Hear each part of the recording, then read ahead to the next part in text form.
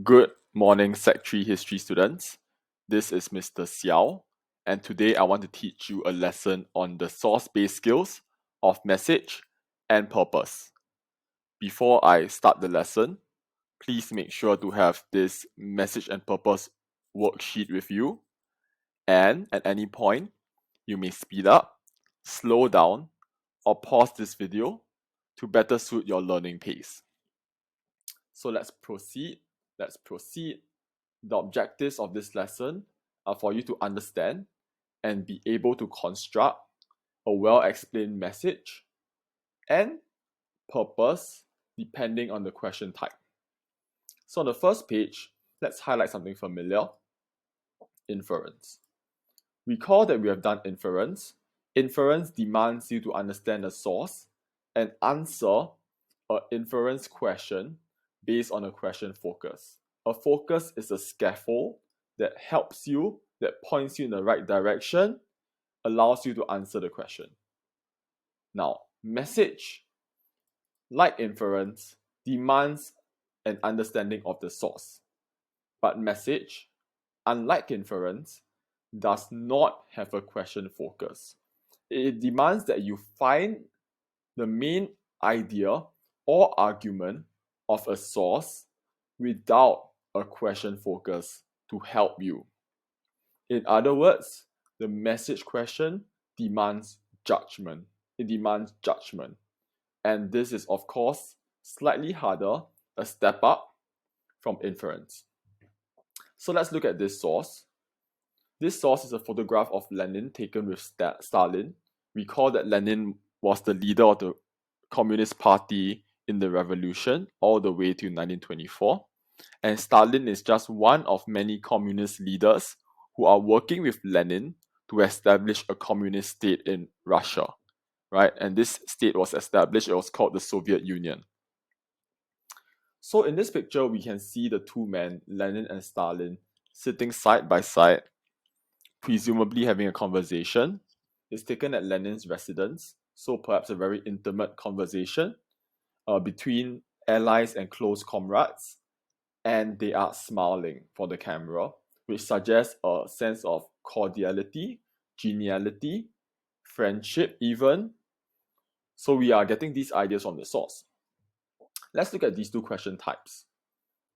Which question is the inference question and which question is the message question? Can you write it down? Pause the video and write it down. And I think you would have figured that this is a message question and this is an inference question. Notice that the inference question has a question focus. The focus is Stalin's relationship with Lenin. Notice that the message question has no question focus. So it's a bit harder, right? An inference question with a question focus is free marks. It's really easy. Just by looking at the source and people smiling, I would say source A tells me that Lenin and Stalin had a good relationship. And you have the inference. But the message question, how do we tackle this message question? We tackle it by generating ideas. So let's generate some ideas. Okay. We have some ideas. What ideas do we have? We have the idea of, well, we said Lenin and Stalin are close and have a good relationship, potentially.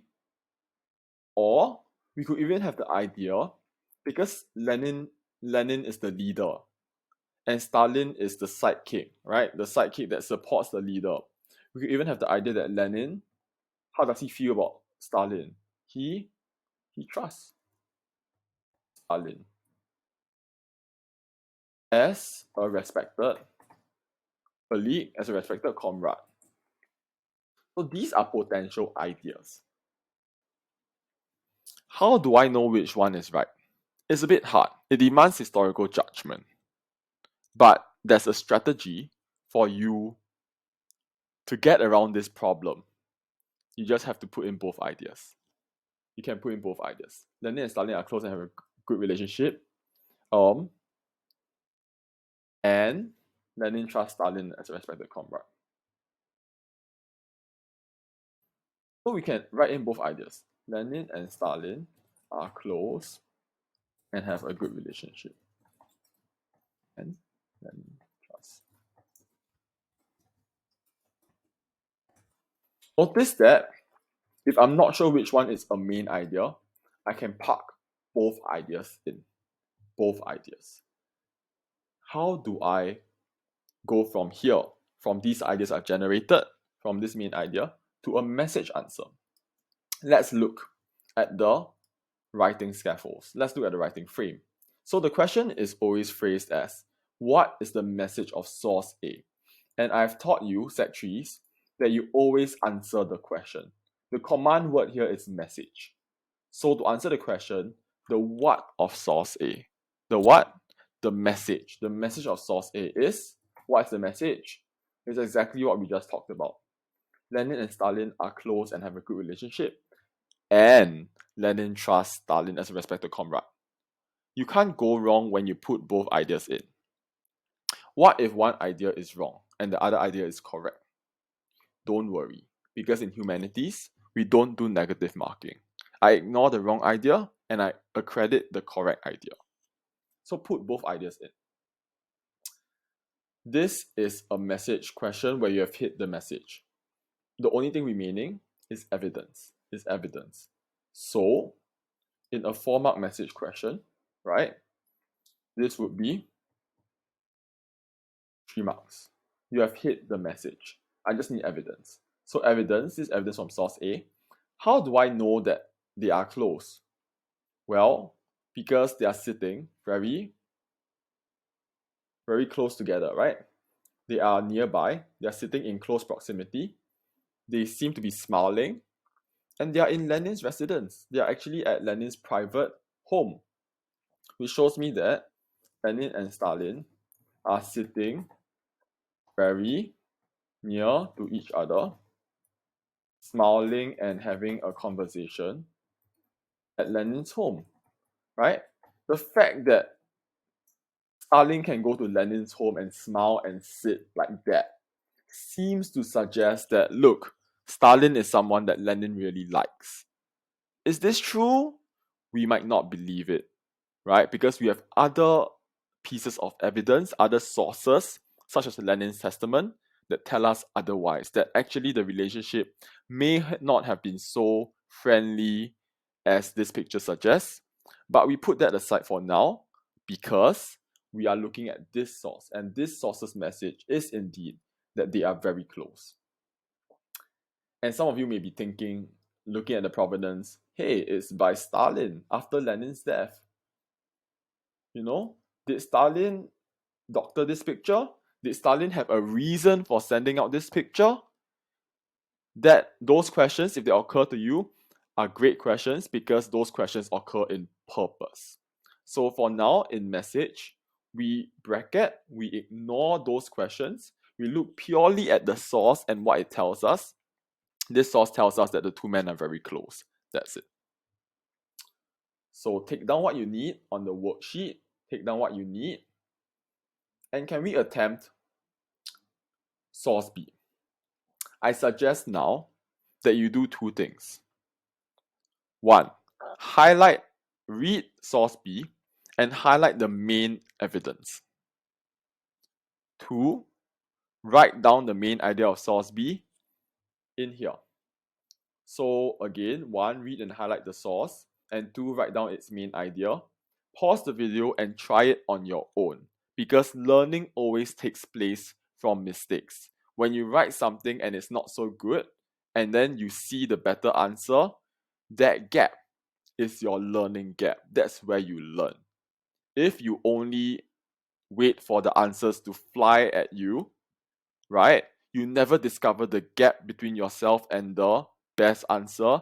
You never close the gap. So pause the video and try.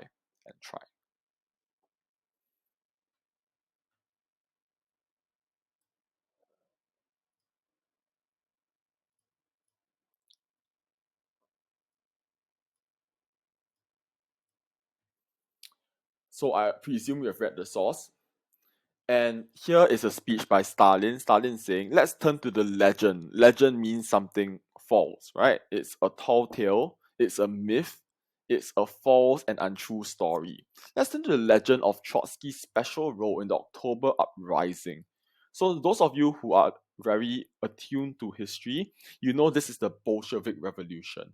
The Bolshevik Revolution, right? There were two revolutions in 1917, the February Revolution and the Bolshevik Revolution. And it's the Bolshevik Revolution that brings the communists to power. The communists in Russia are called Bolsheviks. So the Bolshevik Revolution is the one that brings the communists to power. It means that all the communists respect and revere and venerate and love this revolution. It's their foundation event. It's one of the key stories in their mythology, right? If you were the person in the Bolshevik Revolution running the show, you are the amazing great guy, right? There is a lot riding on this revolution. And so Stalin says, let's turn to the legend about Trotsky's special role. That means it's false, right? Trotsky has no special role. Trotsky's supporters are spreading rumors that Trotsky was the inspirer and the only leader. And Trotsky hushes up the leading role of the Central Committee. So those of you who know your history, you know that Central Committee refers to the other communist leaders. Other communist leaders. And excessively promotes himself as a central figure. This source has a very critical tone. Very critical. It's criticizing Trotsky for being a schemer, for being a liar. Trotsky is trying to steal all the glory and credit. So the first idea I have is that Trotsky is stealing glory and credit from other communist leaders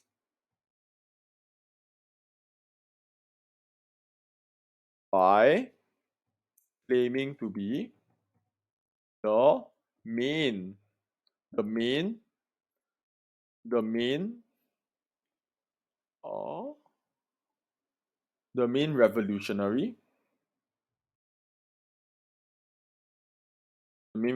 person during the Bolshevik Revolution. Okay, right? But I must say that he did not play any special role, even though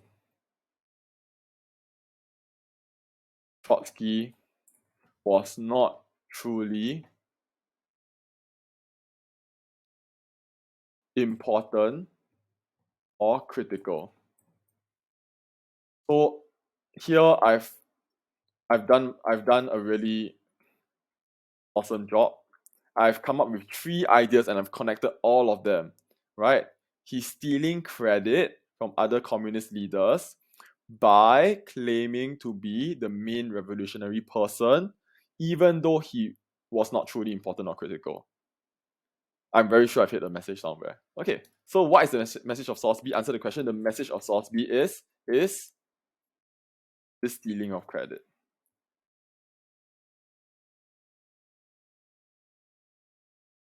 And evidence in a textual source, it's very easy. I always just need to copy the text. Copy the text.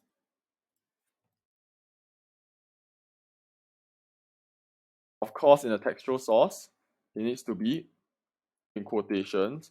So actually, this should be which states that. So please change that in your worksheet.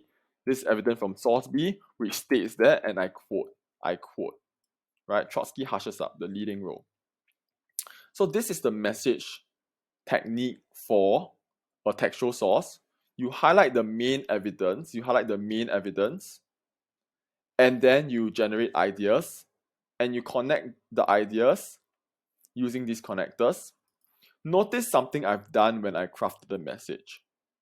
Did I use any words from the source? Did I use words like hushes up, central committee, promotes himself, central figure, special role? Did I use these words? I did not.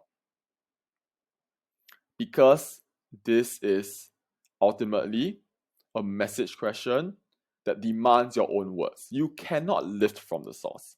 And that's why I use words like stealing glory and credit, claiming to be the main person, not truly important.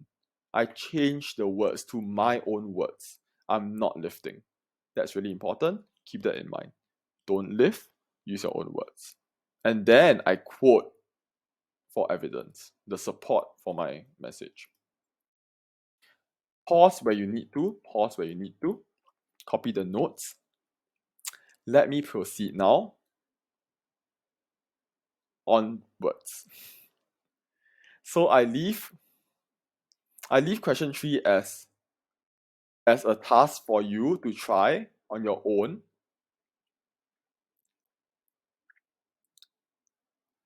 Can I just suggest that your evidence you want to use is here, this line, and this line. These are probably the key evidences you want. Think about these evidences. How can you generate ideas in your own words? Generate ideas in your own words and craft a message. Source D, again, try it on your own, but let me help to analyze it for you. Okay? This is a cartoon in 1925 by a British magazine. Okay, so the Brits have something to say about the Russians. If you have any knowledge of this period of time, you know that the Russian communists are pariahs. Pariahs means outcasts. They are hated. Remember in our notes, we talk about how internationally USSR is isolated because they're the only communist country. Yeah, so the British hate them. The British think that communism is very suspect, it's dangerous, it shouldn't be an idea that British people should adopt. So you expect this magazine to be critical and criticizing the Soviet leaders, which indeed they are. So what is this showing? It's showing Trotsky on the left and a communist member on the right. This Communist Party member, how do I know it's from the Communist Party? His belt reads Soviet. He's throwing Trotsky out of the sled. So it's a very brutal, very careless as in, okay, brutal, careless. I'm using this word careless, not careless like I lost my pencil case careless. Careless as in I am very harsh and brutal kind of careless. Okay? So he's brutal and careless. And we look at the caption. It says winter sport. Sport is something fun and trivial, right? So this kind of brutality is almost trivial and fun to the Russian communists. They are brutal to each other all the time and it's like a joke. And the next caption, tossing the Trotsky. Again, tossing the Trotsky is a funny little saying, right? Tossing, as if you were tossing a ball, a volleyball up and down. But no, you're tossing a person. You're throwing one of your respected leaders out of the sled. So what is the message of this cartoon? The message really is that Soviet politics and Soviet politicians, Russian politicians, Communist Party leaders, what are they like? They are brutal, they are careless, and they mistreat their comrades. They can easily throw respected other leaders off and out of the party without any regard for them, as if it's a joke. In other words, Communist Party politics are undesirable. Undesirable, brutal, because they mistreat each other as if it's a fun thing. And this message, of course, is being sent by the British magazine to the British people. Okay, so I've pretty much dissected it for you. I hope you can craft a message on your own. Let's go to purpose. So on page 4 of the worksheet, purpose. Purpose is a question that asks you what a source wants to achieve. What does the source want to achieve? So beyond what the source says, what the source says is the message. By saying the message, what does the source want to achieve? And so the purpose question demands 4 elements. Let's highlight. It demands a verb on an audience based on the message. And now you know why I teach you message as part of this package. Why the message and purpose skills come together. Because to do purpose, you must know message. Message is part of purpose. The source sends out some information, some ideas, a main idea or argument. The source argument is meant to make people do something, achieve something. So there's a verb, an audience, a message, and an outcome. You should write down on your worksheet here this acronym, because this acronym will help you. What's the acronym? This acronym VAMO, verb, audience, message, outcome. This acronym will help you do every purpose question that is thrown your way all the way to O-level history and social studies. This acronym will help you. Verb, audience, message, outcome. So let's look at these examples. Convince the Soviet people. What's the verb? The verb is convince. Agreed? The audience is the Soviet people. Criticize the Communist Party. What's the verb? The verb is criticize. And the audience is Communist Party. So in other words, there are two verbs you are learning now. There's convince and there's criticize. Can you all write these two verbs down at the side of your worksheet? Because these two verbs are so good, they are good enough to get you through WA1. I will teach you a third verb before WA2, but these two verbs, convince and criticize, are good enough to get you through the first term. Convince and criticize. Everything will be convincing or criticizing. Okay. So let's go straight to it. And this source should look really familiar. It should look really familiar because we just did this source, right? So we are going to look at this source again, but now as a purpose question. As a purpose question. So a purpose question reads something like, why was source A published? Explain your answer. Whenever you see a why question, there's a very important B word that you answer it with. And what is this B word? It is because. Why was something done? Because. So this word because, please highlight it, is very important. It's your answer the question. Just like how in the message question, when I ask, what is the message? You answer the message is. So when I ask, why was source A published? Source A was published because. Answer the question. Can you see that? Can you see that, Sec 3s? Answer the question. Because now I need to know who's the source giver. Now the provenance matters. Now the context matters. Remember, for message, we ignored all the context and provenance. When it comes to purpose, we draw it back in.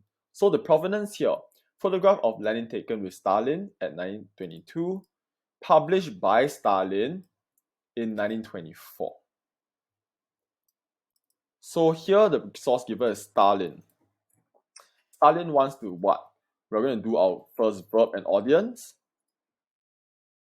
Let's do audience. Audience is easier. It's published by Stalin. Okay, who does Stalin want to see this picture?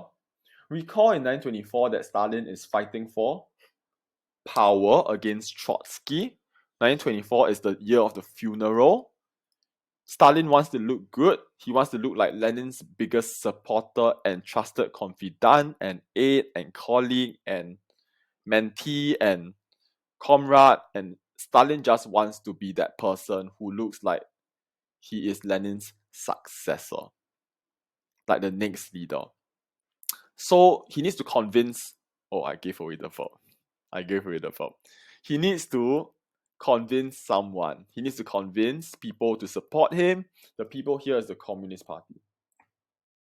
Because the Communist Party is going to pick the next leader. And so he wants to convince them. Convince them of what? Of what? What is the source's message?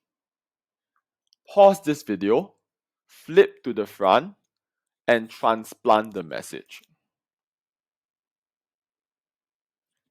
And I hope you did that, because when you write it out for yourself, you will see how it makes sense.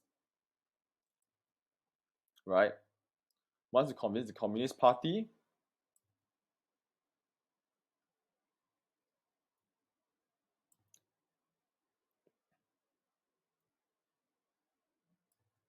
that Lenin and Stalin are really close, have a great relationship, and that Lenin trusts Stalin. So we did all this for the message question, right? And it was very clear to us that this picture of the two men smiling suggests that their relationship is close, suggests that maybe Lenin trusts Stalin. But for the purpose question, we are going further. It's not just what the source says, it's what the source wants to achieve. What the source wants to achieve. And so the outcome of any source, can you write this down? It's an audience action that leads to a final result. It's an audience action that leads to a final result.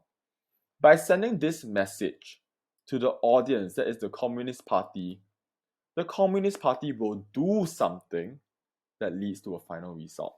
So let's start with the audience. Let's start with the Communist Party. This is done so that the Communist Party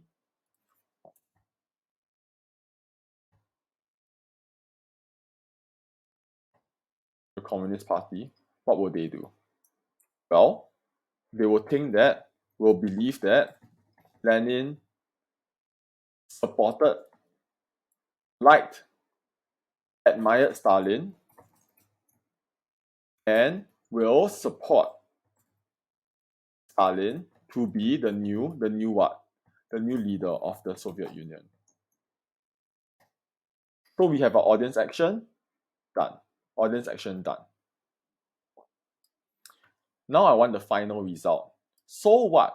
So what if the Communist Party supports Stalin? So what?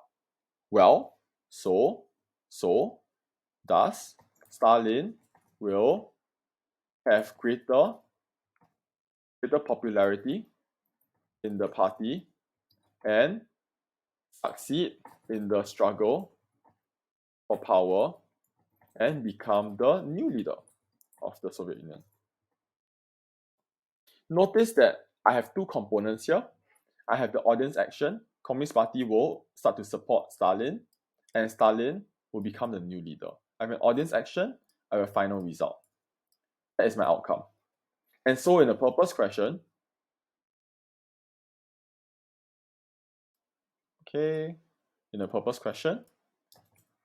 you go up one more level. With the outcome, we go to L45. In the message question, we just stopped at L34. In the purpose question, we need to give the outcome, what the source wants to achieve, what the source wants to accomplish, and that is L45. Notice something else very interesting.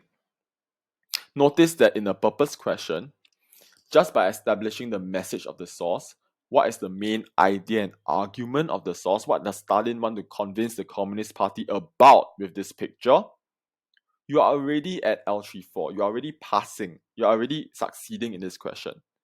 Message is a key component of purpose. That is why this worksheet combines both skills in one worksheet, because you need message to understand and explain and establish the purpose of a source, right?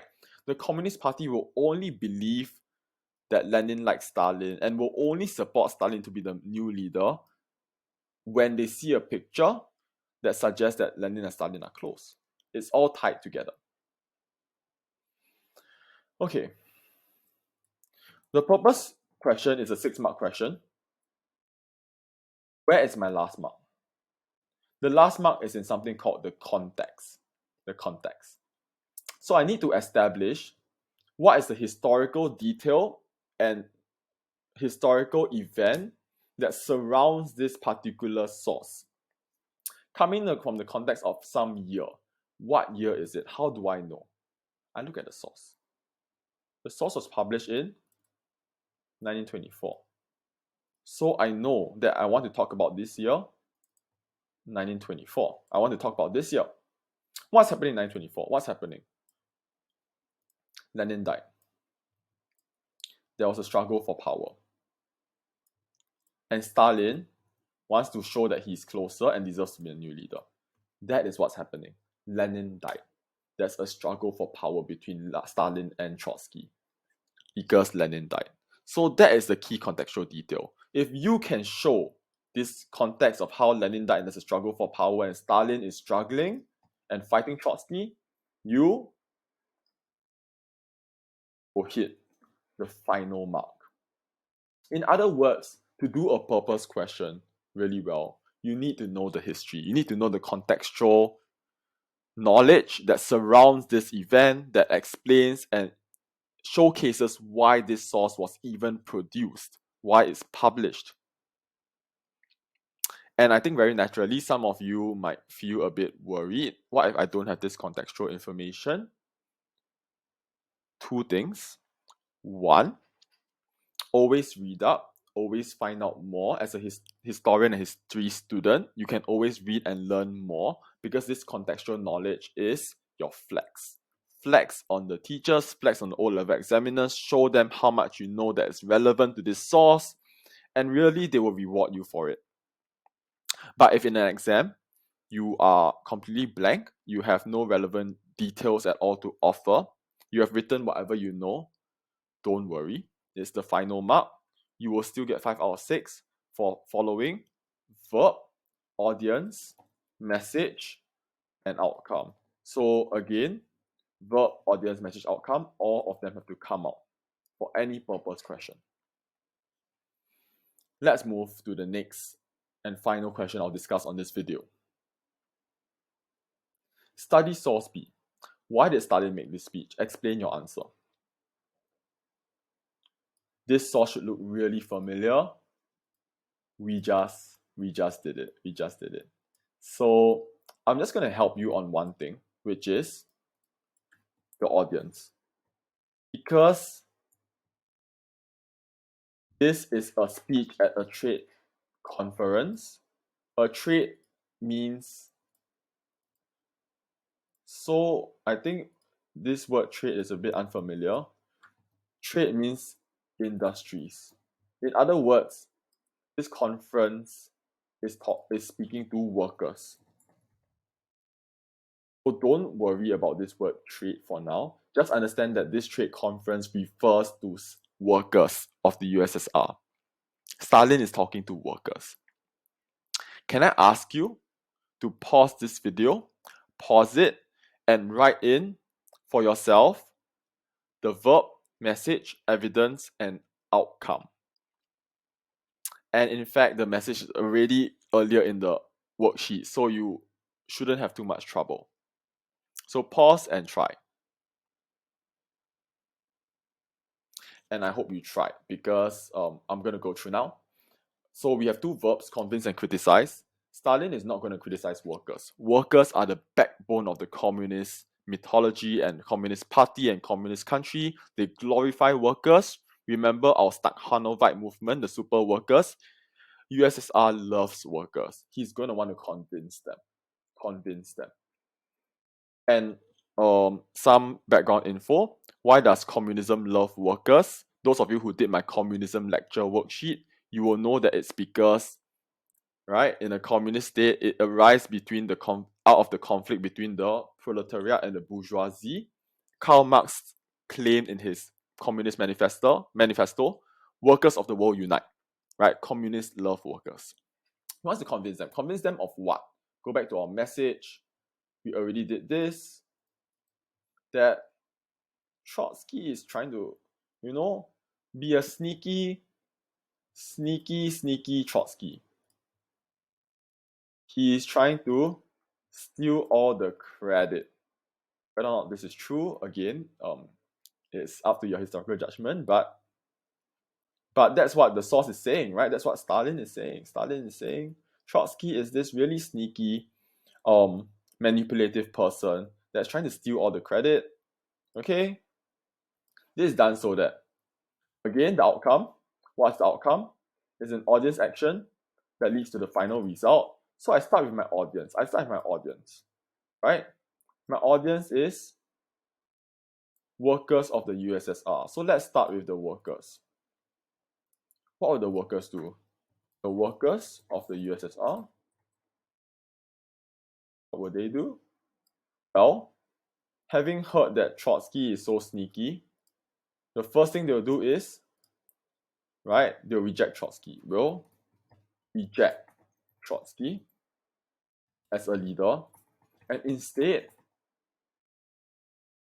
this is by who? By Stalin. By Stalin. Why did Stalin make this speech? Stalin made this speech because he wants to convince them that Trotsky is stealing glory and credit, so the workers will reject Trotsky and instead support Stalin to be the successor to Lenin.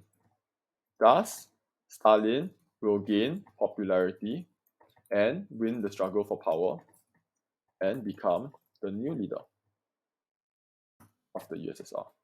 So these sources are quite similar. If it's Stalin producing the sources, Stalin really has one goal.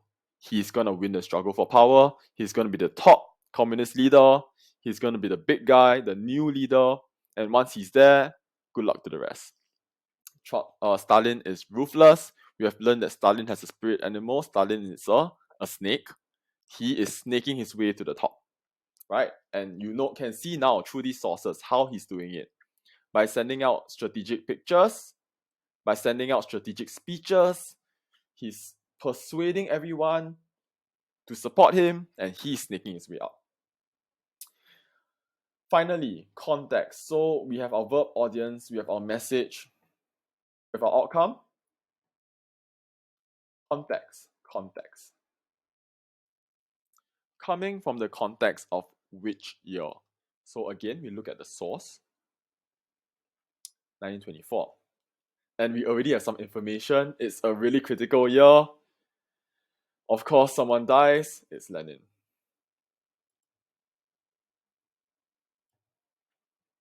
And there's a struggle. And the leaders are trying to outdo each other to win the support of the Communist Party cadres, of the workers and people of the USSR. They want to win this support. They want to be the new leader. Of course, Stalin, as one of the many leaders, is also doing his best to hustle and get all the support he can to be the new leader. That's my context. Okay, today I've taught you message and purpose. These two skills are critical and fundamental to many other source-based skills. I suggest that you try on your own questions 3, 4, 7, and 8. Write it on foolscap and show me your work so I can give you feedback. In fact, can I also suggest that, especially for purpose, copy the questions on foolscap and copy out a full paragraph answer. So it should look something like this. You should copy something like this on foolscap. Let me show you.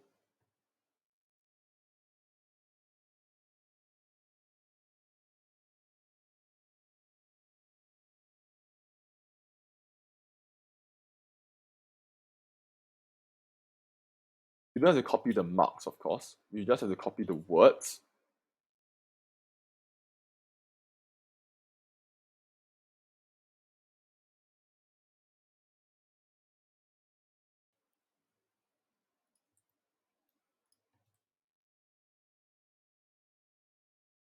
Okay, so let me make it easier for you by putting it onto the video so that you can pause at some point and just copy it like that.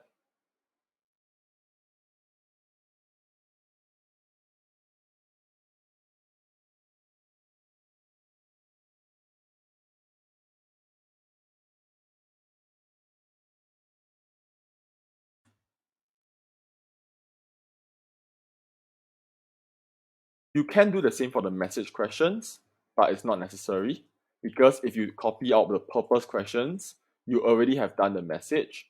As we said, to do purpose, you must know message.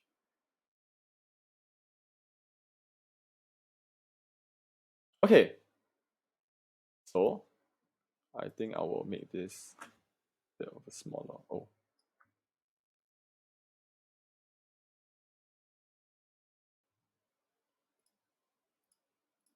Okay. So can I suggest history students, Sec 3 history students, that you copy the question like that and the full answer without the marks for yourself on foolscap, copy it in this way, and read the answer through out loud after you finish copying to get a sense of how a coherent purpose answer is structured by verb, audience, message, outcome, how it's framed, and how it answers the question. Ingest this, imbibe this, digest these concepts, and it will set you a very firm foundation for the purpose skill all the way to N and O level. So, Secondary History students, that's my advice for you.